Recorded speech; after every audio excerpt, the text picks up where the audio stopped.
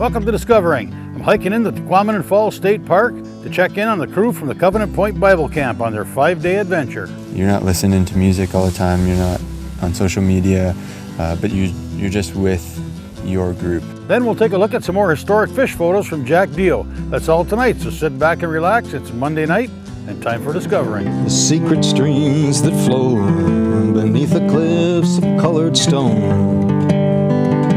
Forest thick and healthy with birch and pine and oak. Surrounded by the greatest lakes this world has ever known. The black bear's awesome presence as he roams the hills and fields. Call of the timber wolf, the loon's lonesome trill. The eagle soaring high above, the trout lies deep and still. These are what I treasure, the only way I measure feelings that I have for this fine land. There is so much to discover when you're a long-time lover of northern Michigan.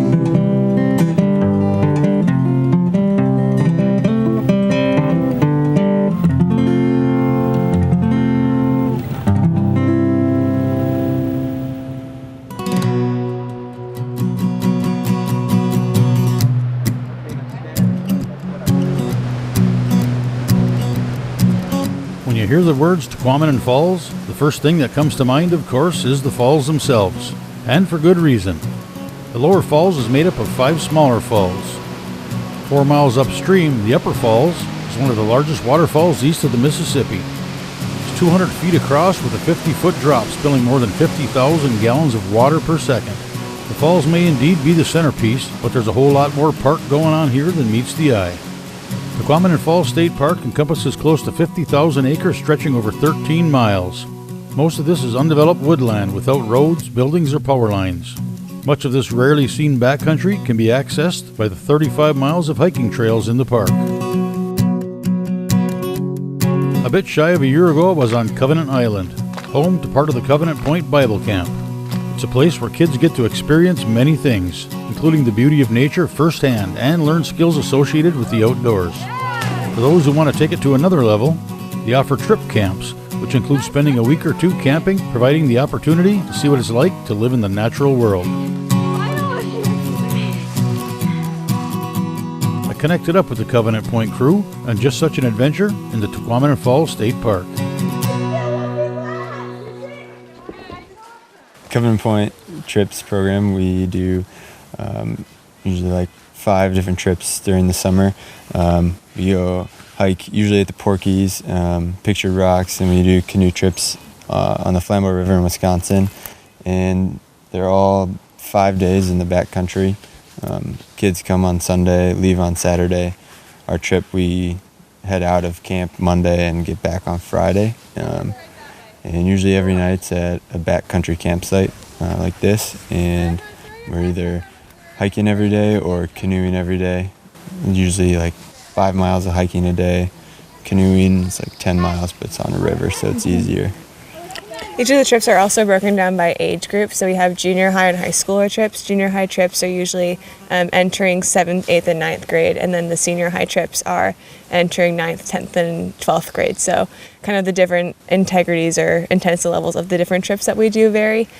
So for instance, for a junior high backpacking trip, which is what we're on now, we'll usually hike about under 5 miles a day. The shortest we're hiking on this trip is 2 miles, and the longest we're hiking is just around 5.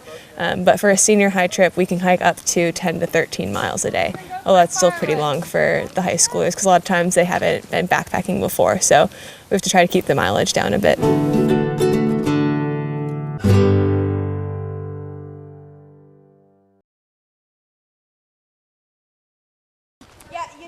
Aiden, help us set up a tent. We hike to whatever campsite we're at for the night. When we first get here, everybody sets up their tents. The tent groups work together to do that.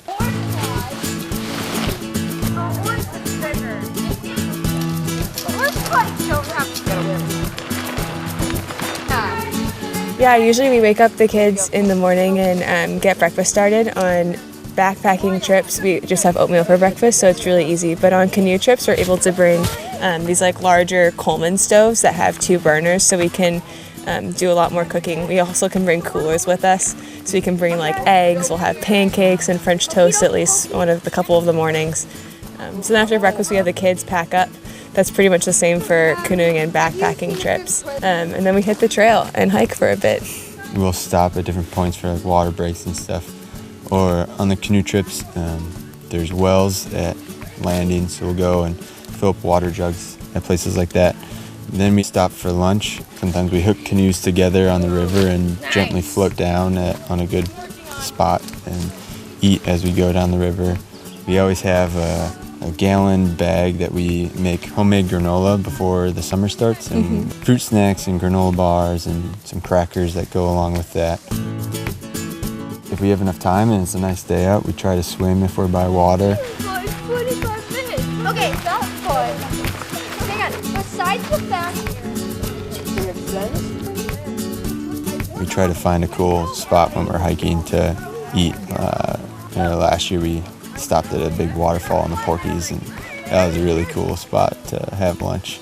Yeah, even today for lunch we found kind of like a cool bog. There's a fun bridge to sit on, and the kids were kind of able to like kind of play along in the river in different sand beds while we got water to filter. On the canoe trips we also get to have homemade flatbreads with some meat and cheese chunks. Those are always pretty good. Sometimes we make pizza too.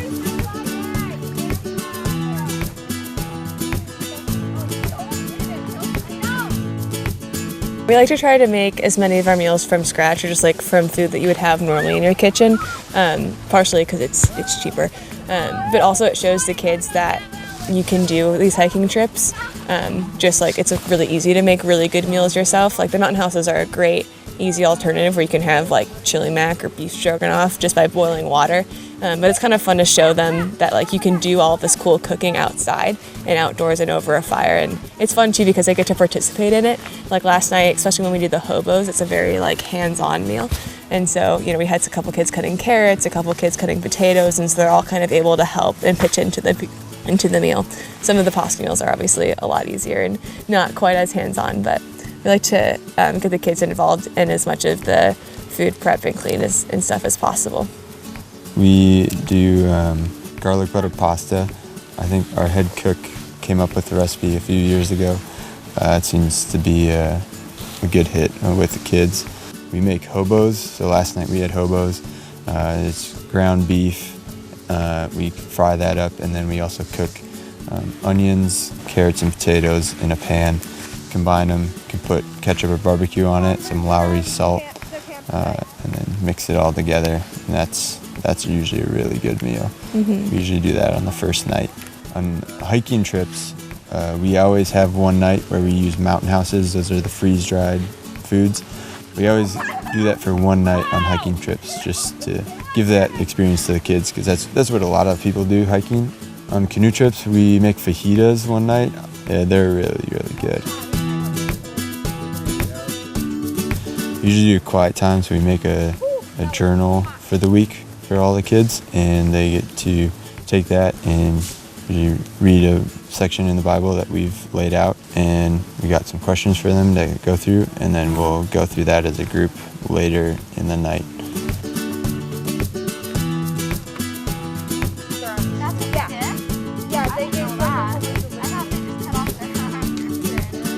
No, but it's still like it's still hurtful.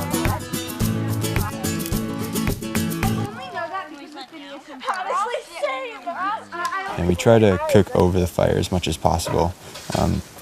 We just think it's a cooler thing to do, and then the kids get to help with cooking food. Put it right here, and I'll go grab some water from the lake really quickly, just so we don't use the water. It's one of those that Tonight we're making macaroni and cheese and putting summer sausage in it. It's one of the easier meals. you can have the skin back. Like in And then we usually have dessert too. So We have lots of fun desserts. Yeah. Tonight for dessert, we're having chocolate cake in an orange peel. We also make donuts on trail, which is great. We do like to do that over the fire too, just because it's a kind of a cool, more like community building thing where all the kids can kind of watch it happen. And then we just have this like big bucket of donuts that we pass around the whole night, which is really fun. And the kids love that too. Super good.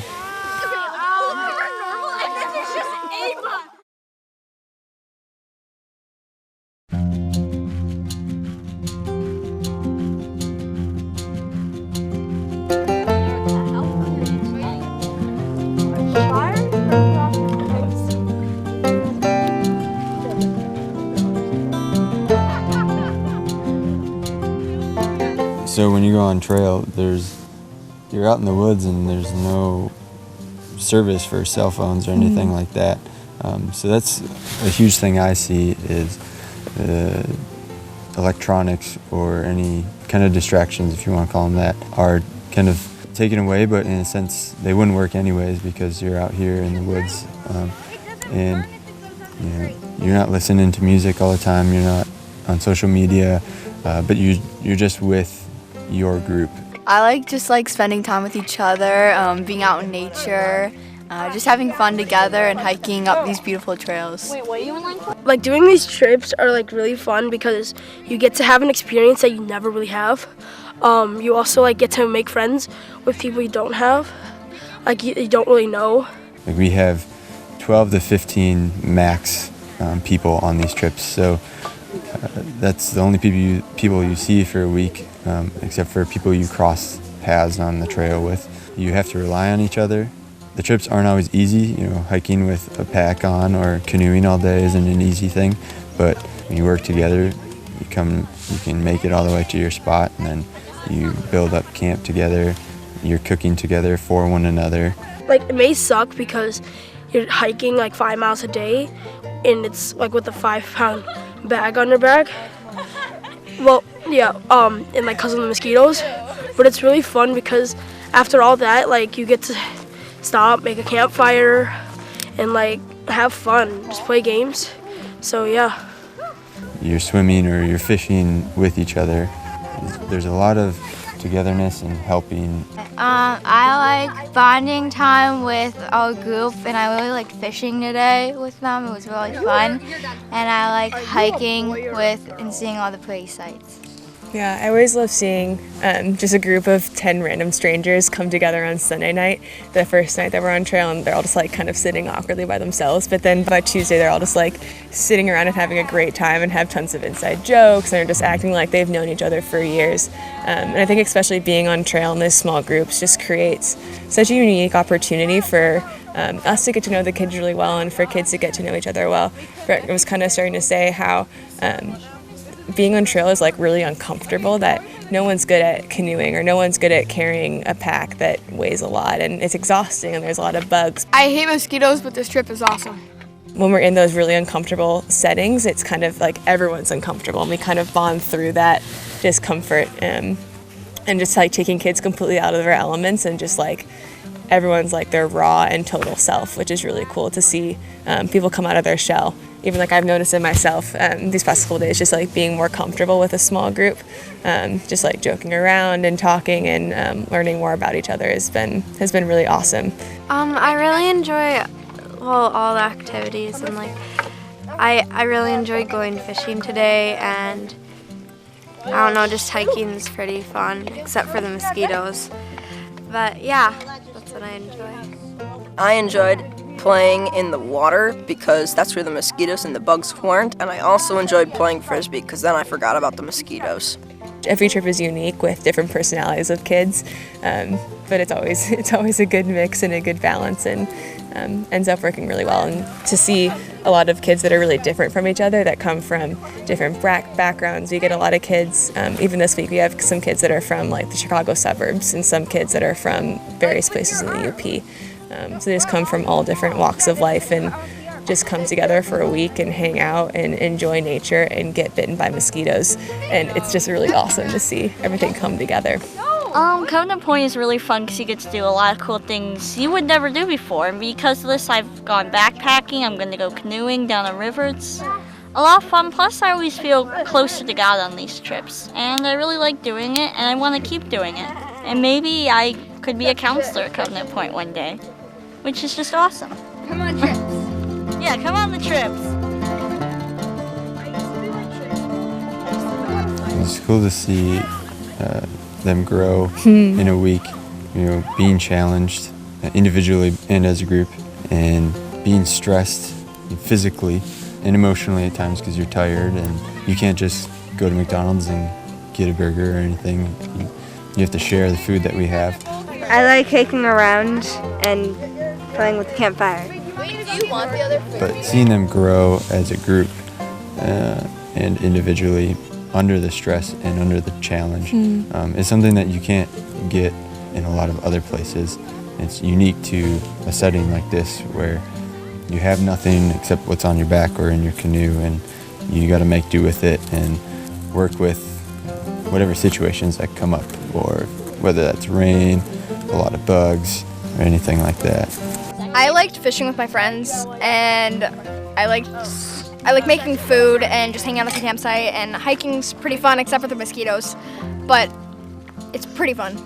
It's cool to see their awareness of what's happening. Like, you know, we can talk in like high level terms of how significant it is to just take a group of random strangers and go into the woods, but kind of when we do our like devotional talk every night, it's really cool and fulfilling to see that the kids get it. Like, they get how cool and unique this is. They get that it's an awesome opportunity to just sit in God's creation for a week and to build community and to do dishes together and to sit around a fire and just talk and hang out and play games, that they realize the significance that it has on their lives. And since we know that dreams are dead and life turns plans up on their head, I will plan to be a bum, so I just might become someone.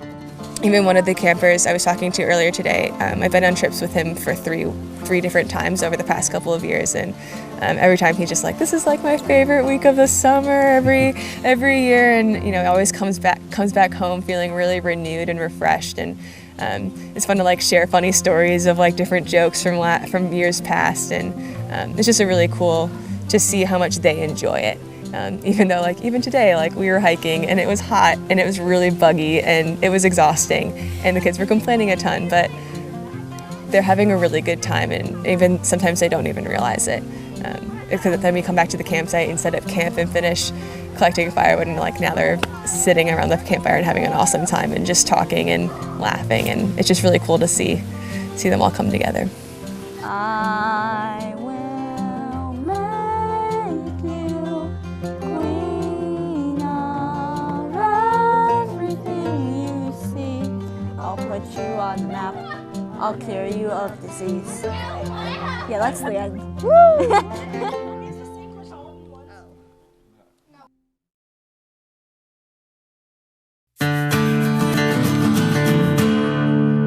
Here's a look at another collection of unique photos from Jack Dio. These are just some of the big stringers that I've collected in photographs. Probably the biggest one right here. Not really sure of the origin of it, but I think they were over the limit, I would imagine, with this photograph. But just look at how many fish are in this photograph. And this is one, it says 1912, August 9th. It looks like, again, maybe some little trout that they were trout fishing. But it says budget web fish caught. So I don't know if that's the guy's name or what, but there's some great stringers. This was a great lake trout stringer caught in Munising. It says the catch of E.T. Showblask, Munising, Michigan, October 15th, 1910. And that's a beautiful stringer of lake trout. And of course that fishing continues today in Munising. Here's another one from Driggs Lake, one day's catch. Another great UP shot where they put up their fish, but that's a pretty good catch for one day.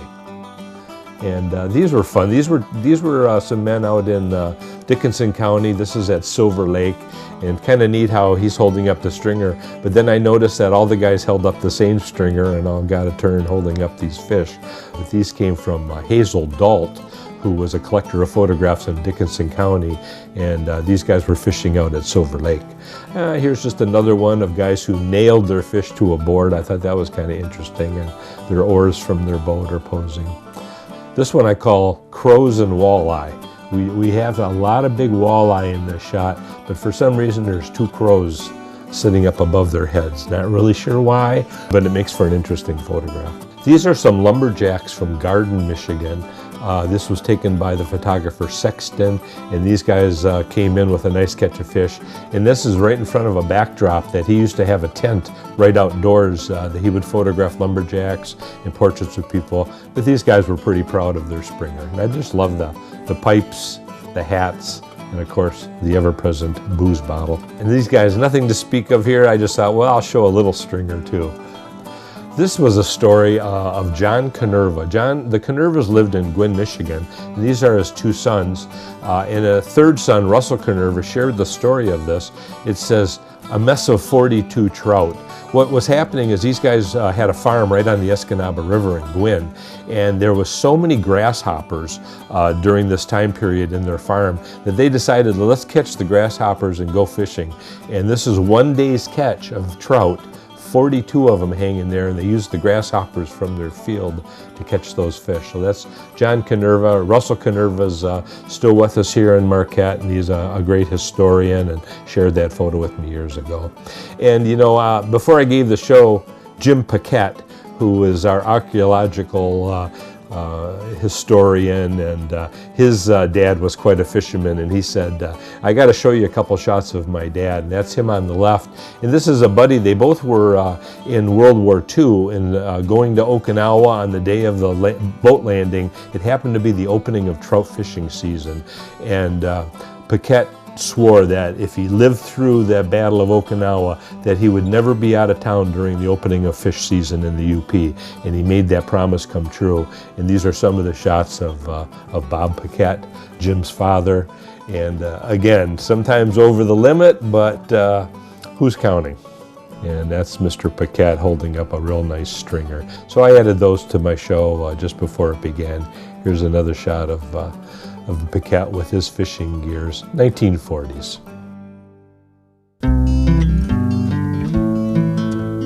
Well, that's it for this week. Be sure to check out 906outdoors.com, where you'll find the 906 Fishing Report, TV6 weather, shopping, and more. Thanks for watching, and I hope to see you next week right here on Upper Michigan's very own Discovering.